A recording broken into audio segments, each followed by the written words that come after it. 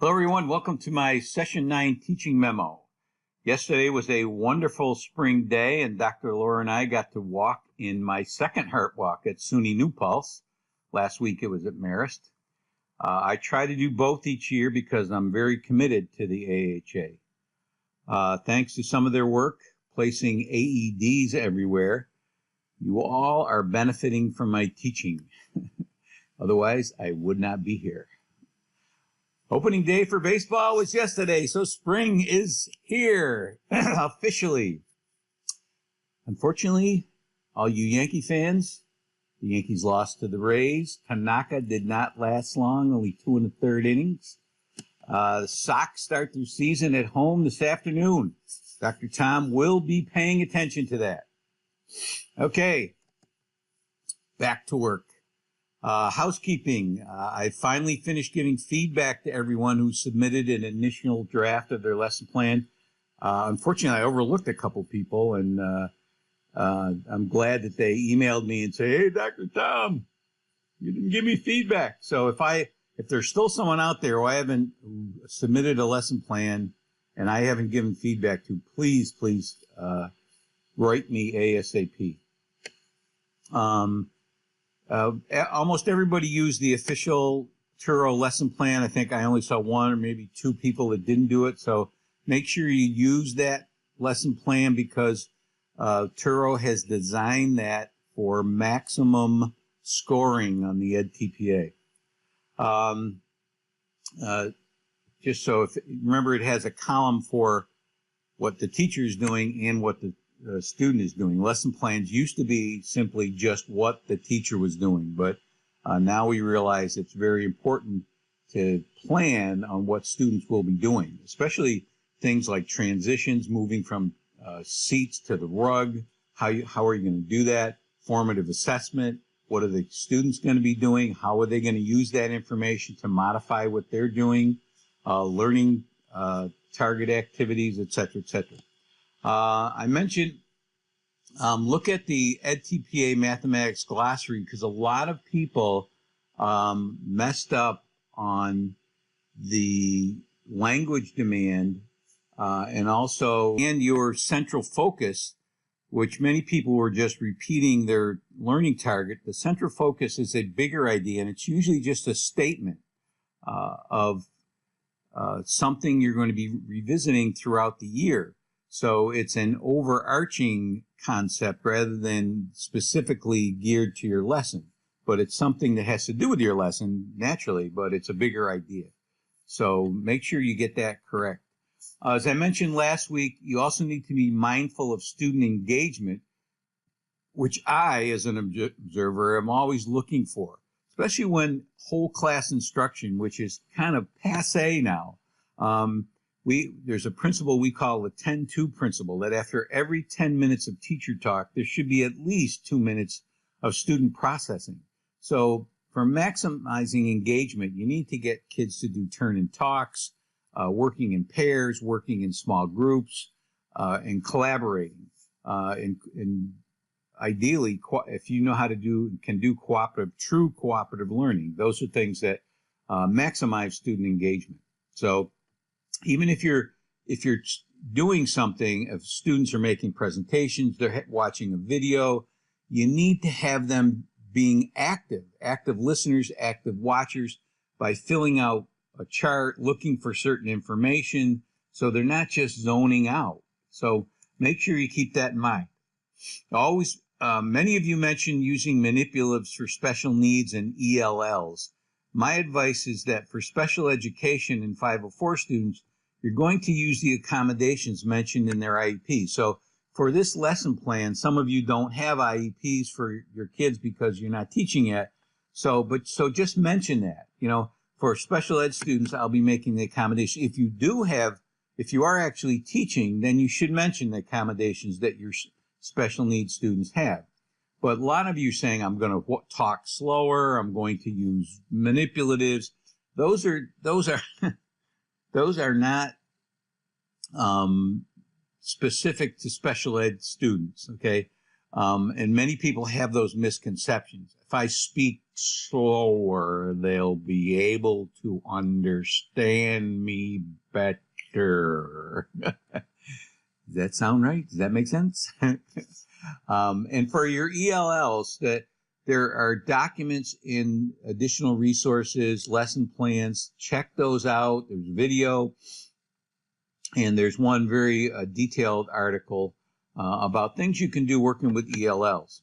So, enough of that. Session 9, I was very excited to read some of your initial posts and responses to the writing prompts on algebraic thinking. This is our last unit on math, and I was happy to see that many of you are thinking deeply about what your learners can do when it comes to bridging from the concrete to the symbolic, including what we know later in school as algebra. It's too bad that we must label math as one thing or another when children can grasp and enjoy moving in and out of numbers, operations, algebra, geometry, etc. So, Victoria and I got the discussion board off and running a conversation about function machines, and she shared a great website.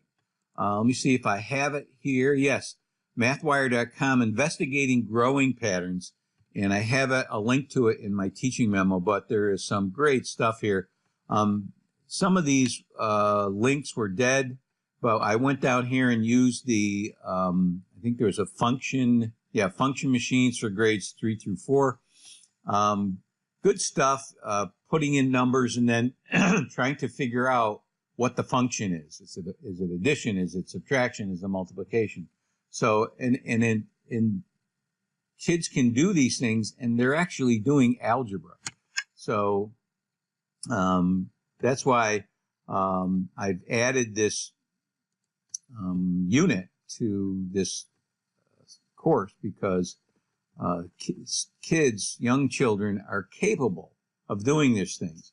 There was some conversation about patterns, something I was always enchanted by when I was a kid, trying to devise formulas for strings of numbers. Jennifer brought up the use of odd and even numbers in her post, and I shared a link to a slideshow about Mr. Odd and Mrs. Even. I can show you that here. And it's kind of a neat slideshow about Mr. Odd and Mrs. Even. There it is, this story of Mr. Odd and Mrs. Even. Far, far away in a land called Odd, there were Mr. Odd, this is where Mr. Odd lives. Okay. So that's just another interesting thing that I added. This is a second reminder to make sure you upload your initial post to the Algebraic Thinking discussion board in session 9 assignments. So you will continue with this discussion board through session 10, which will close in 3 weeks, Monday morning, April 23rd. So you have a lot of time to make posts on this, and I'm going to mention your initial posts. You should make if you want an advanced,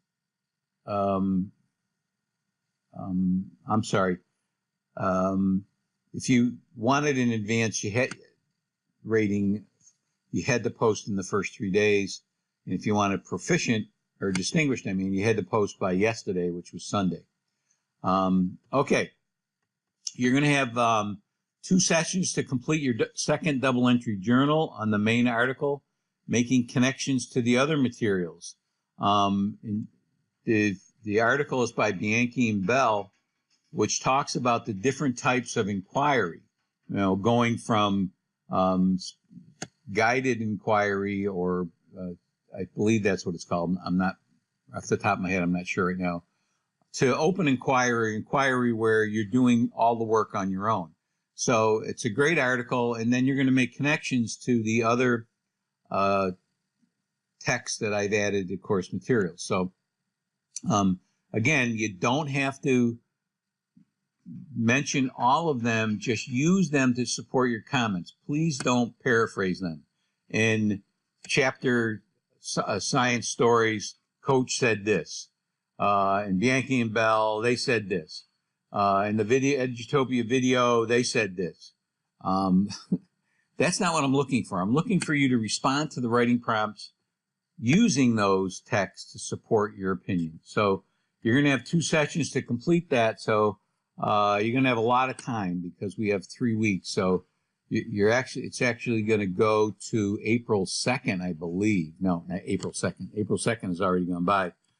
It's going to go to the 30th of April that this will be open till. So vocabulary in your own words, you should be still doing that. You should revise your lesson plan and post it in your new group. In the revised lesson plan discussion board, take into account my suggestions and those of your classmates. I will not be giving feedback on this version, but you should give as much feedback as you can. I was very happy with the quality and much of the feedback, and much of it in the last iteration, and hope that that continues in this version. So keep up that good feedback because you're going to be in new groups with new people. This week we will encounter more vocabulary. This session is on the inquiry approach, so you should be able to put that definition in your own words. The other 2 terms you might not encounter, one is scientific processes, which you can find by Googling. I like the list on the Illinois State website, which defines 13 of those processes. So you don't have to list all 13, just list a couple of them, including, the scientific process, including blank, blank, blank, blank, and blank, the ones you think are important. So also WebQuest, and I'll click on this, and then WebQuest is a site. You'll see that you can go in and select a subject. You can select a grade level. You can do a pattern search on all of these different topics, behind the book, concept clarification, concrete design. And you can also do it based on subject matter and grade level. So these are neat things that you can have as anchor activities. When students are done with work, they can go and work either by themselves or with a group on these web quests that are